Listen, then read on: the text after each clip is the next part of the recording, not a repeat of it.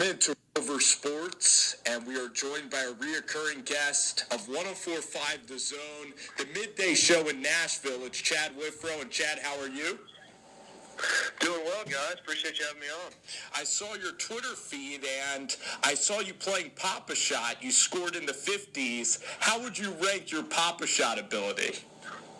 Well, let's not shortchange me. I scored in the 50s in the video that you saw. I then scored 74 after that, which I believe was a Pop-A-Shot record at that point. You know, my Pop-A-Shot game is decent. I was a pretty good shooter when I played basketball. And, you know, I get made fun of because I don't take the normal shot in the Pop-A-Shot. But for anyone that's accustomed to shooting actual basketball, it's difficult to have a full follow-through with a mini basketball. So I shoot kind of this in-between finger roll floater type shot with the Pop-A-Shot, which is very good for speed.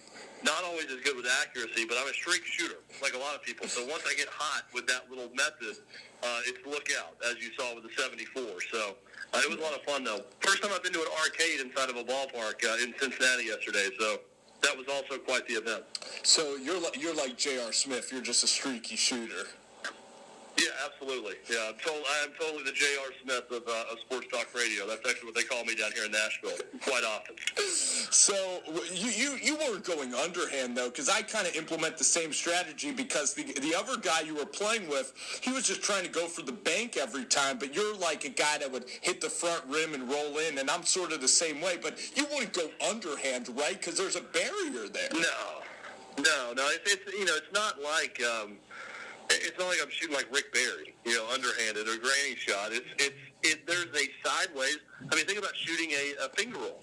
If you drive the basket, you're going to kind of shoot it almost halfway underhanded, and that's the way I look at the Pop-A-Shot, is shooting it that way.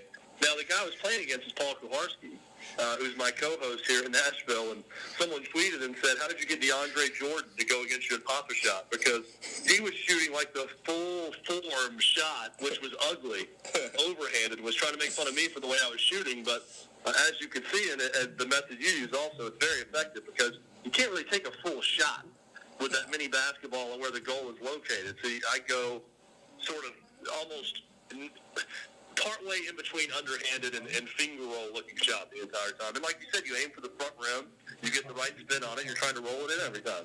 It's one of my favorite activities, and it's just something that you're not really prone to, but I just wish it's one of those activities you wish you could play more in your life. And you mentioned you were in Cincinnati. Are you guys going up to Ohio to watch the Cavs, or are you guys taking in some Reds baseball? What are you guys doing up there? I'm actually already back in Nashville. We host our show here in Nashville today. Our producer, David Reed, he's getting married on Saturday, so we went for sort of an impromptu baseball bachelor guys trip. Just went Wednesday after the show, went up to Cincinnati Wednesday night, went to the Reds-Pirates game yesterday afternoon, and drove back after the game. So it was a very quick trip, but it's a ballpark that I really like. You know, it's not that big. The Great American Ballpark in Cincinnati is a nice little trip and a good atmosphere for a game. Now, yesterday it was rainy and cold, and there was about 5,000 people there for a Thursday afternoon game, but all in all, the ballpark is always nice. And you get to play Pop-A-Shot in the ballpark, which you can't beat that. And you held up with the bachelor party alcohol, apparently, to score well on the Pop-A-Shot. Oh, yes. Yeah, absolutely. Yeah, that was the night before. So for Thursday afternoon, we were good to go. Yep. We're talking to Schadt Withrow here, 104.5 The Zone in Nashville. The big news in SEC country is Nick Saban and the $65 million he will be acquiring through 2025. My question to you, Chad, is there any other SEC coach that you see staying at their school till 2025? Probably not. I mean, the one that's got really good job security that probably could if you wanted to and not move on is maybe Dan Mullen at Mississippi State. That would be one I would throw out there as a possibility, but I think he moves on. I don't think they fire him. Right. I think he moves on from Mississippi State before then. It's incredible to me. Name another organization that's as committed to winning as Alabama football. I mean, they are all in on their football program. They are paying an outside linebackers coach $950,000. To me, that's a bigger story than Nick Saban making $11.5 million or whatever it is. He's worth every penny of that. But they're willing to spend almost $1 million a year on position coaches because they want the best in the country and they're not going to settle for anything less than that. I don't know of any other team in any sport as committed to winning as Alabama is right now. Look at all the analysts that they employ at Alabama and how that dwarfs even Ohio State and Michigan and other big programs out there. It's incredible, the resources spent at Alabama and the resources that are gained at Alabama because of all the winning in football. But, yeah, I think, Alabama's – right now in the SEC, it's Alabama, and it's a steep drop-off and then everyone else. And I don't know that it's been that way in a long time. Yeah, you look at, they even have Chris Mortensen's son, I know, is on the staff there, like as just a guy that's just one of those analysts that helps out Nick Saban. But a lot of people are also mentioning, like, Nick Saban has also driven up, like, the tuition amount that Alabama's taking in, because now I believe there's 50% of students now out of state are going to Alabama. So Nick Saban is making the university a ton of money, isn't he? Oh, absolutely. Nick Saban has been great for that university. I think they're in the top 50 now nationally of academic universities. That's in large part because of the football program and the interest generated, the money generated. He's making far more money than they're spending. They are funding other athletic programs at Alabama, much like a lot of big football programs across the country do. It's incredible to see the benefit to that school and that state with Nick Saban there and with the success that they're currently experiencing. So, I think Nick Saban, you could argue, is underpaid, quite frankly. I mean, that's probably sounds ridiculous to people, but what he means to that school it's tough to put a value on it. But think about this also, in terms of analysts, you mentioned Chris Mortensen's son. Steve Sarkisian was an offensive analyst a year ago. Here you have a guy who was a sitting head coach at USC, who winds up at Alabama after all of his problems there, and they have an offensive quality control assistant on staff that they can plug right in to call plays in the national championship game, in the playoff when they decided to get rid of Nick Saban. I mean, that's just the abundance of riches that Nick Saban has there at Alabama. Right, a offensive analyst, and now he's coaching, maybe one of the more dangerous offenses in all of the sport up in Atlanta there with Sarkisian, like you mentioned. So you seem to be very pro Dan Mullen, and I think that most people are when you look at Starkville and what he drove into there with Dak Prescott. Would you say that Mullen is clearing away the best coach other than Saban in the conference? Yes. I would. I mean, I don't know if it's leaps and bounds better, but I'm taking Dan Mullen. If I've got a draft of coaches in a conference, I'm taking Nick Saban 1. I'm taking Dan Mullen 2. What he's done at Mississippi State and the level of consistency of being, even if it's 6-6, 7-5, to get Mississippi State to number 1 in the country with Dak Prescott here in that division is remarkable.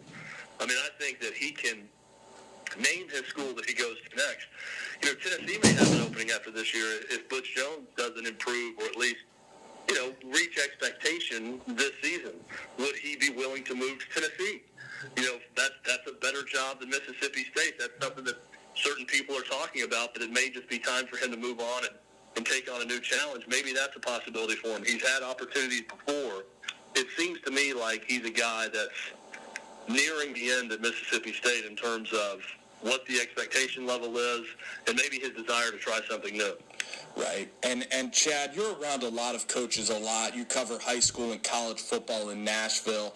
And I was just curious because you look at Jim McElwain, and he had success at Colorado State with a quarterback that got drafted. And then you look at Gus Malzahn, who was able to be around when Cam Newton was there, and then Nick Marshall. He turned Nick Marshall really into a star quarterback that when Nick Marshall was primarily a runner. Do you think that Malzahn and McElwain, do you think that they were maybe so overconfident in their abilities that they are just kind of rolling out just quarterbacks? And do you think that they kind of are ignoring the importance of quarterback play? Yeah, I don't know if it's that they're ignoring quarterback play, but they're so.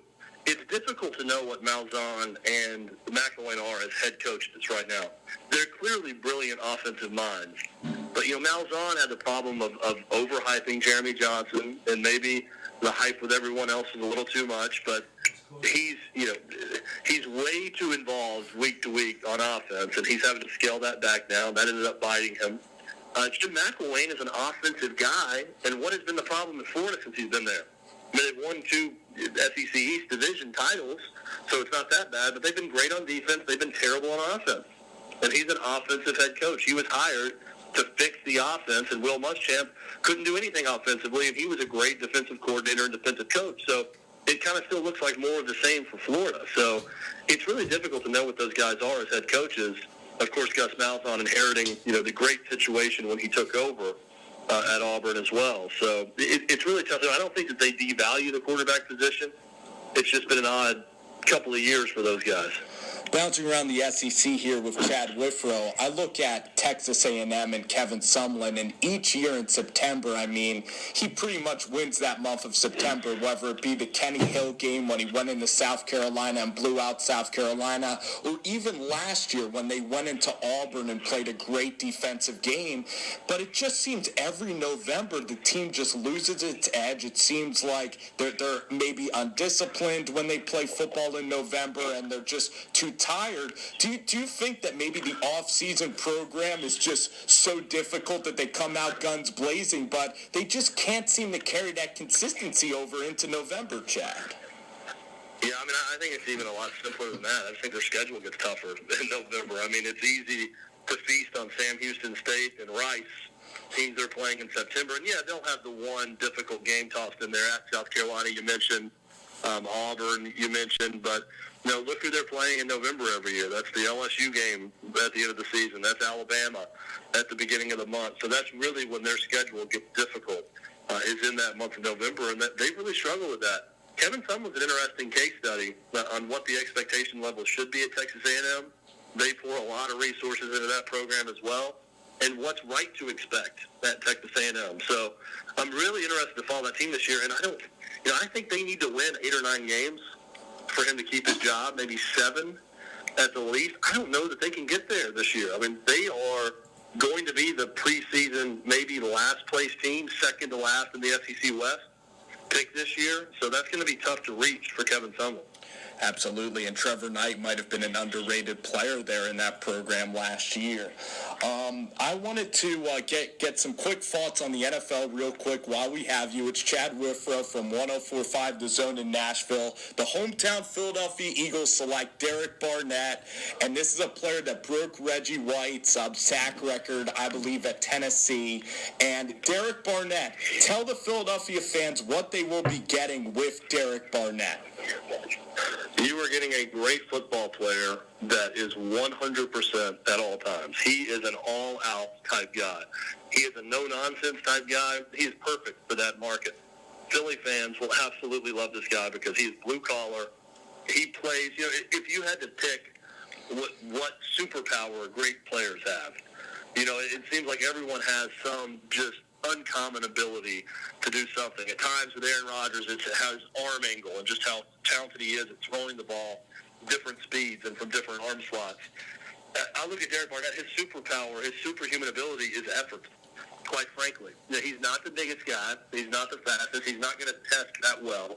But he's so hard, really savvy at knowing how to study offensive linemen and knowing how to beat them, that he's going to get the job done for years to come. He, to me, was a no-brainer, no-nonsense type pick that Philly fans are going to absolutely love, and that's a great spot for him in that wide 9 defense and what's going to be asked of him there. So I think it's a great pick for Philly, and they're going to like Derek Barnett for years to come because he is a Philly type of personality. He does not mess around, that's for sure. And Eagles fans are going to find that out quickly. Yeah, the skeptics, when you go through the draft process, they always look at the combine, and a lot of people have said about Barnett is that the SEC East and the SEC West, that the tackle class wasn't even that elite. Even in the whole draft, they said it was a down year for offensive linemen and tackles. What do you make of this whole, Derek Barnett isn't such a superior athlete, and all these combine nerds kind of, criticizing Barnett? Well, I'll throw it to you this way. Who was the number 1 pick overall in the draft? Myles Garrett, right, at Texas A&M. He went up against SEC offensive tackle throughout his career. Now I want you to go back and look at all those sacks that Myles Garrett had and see who they came against. They came against Sam Houston State and Rice and a lot of non-conference opponents. Derek Barnett Barnett was defeating Cam Robinson of Alabama regularly. Look at the sacks that Derek Barnett had against Florida and had against Alabama and had the plays that he made against good SEC competition over the course of his career. It's incredible to watch how he almost played better at times against better competition. Cam Robinson of Alabama said it in the lead up to the draft that it wasn't even close. Derek Barnett was the best defensive end he played against in college. Keep in mind, this is a guy who played every year also against Myles Garrett, the number 1 overall pick. So, look, I get why Garrett was picked first. The ceiling for him is higher athletically, but you were getting a ready-made starter and a ready-made, really good NFL player in Derek Barnett. Trust me on that one. He's going to be good for years to come, barring injury, but he's a guy who's ready to plug in and play right now, and that's what you want with your first-round pick. Schadt, a couple of other players before we let you run. You look at Zach Cunningham, and the guy was just all around the football at Vanderbilt. Unfortunately, he goes to a rival in the Houston Texans, and then Alvin Kamara paired with Drew Brees. What do you think about those two landing spots for those players? Yeah, I like it. You know, the Texans have had, if not the best, one of the best defenses in the league. Cunningham is just a natural playmaking type player. Knows how to find the football. He missed some tackles at times. That's kind of the knock on him just from a play perspective. But a really good football player who's going to do a lot of things for that Texans defense. And I love the matchup with Kamara with that Saints offense and what they're going to ask of him there. I think he's set to have a good career as well. Can do a lot of different things. Can be versatile. Yeah, he can be used as kind of a Swiss Army knife. He can return kicks also. He can return punts if that's asked of him. He can do a lot of different things. So I like both of those landing spots for those guys, and I think they're both terrific players. Schadt, great insight as usual, man. Thanks so much for joining Rover Sports before you head out, and enjoy your weekend.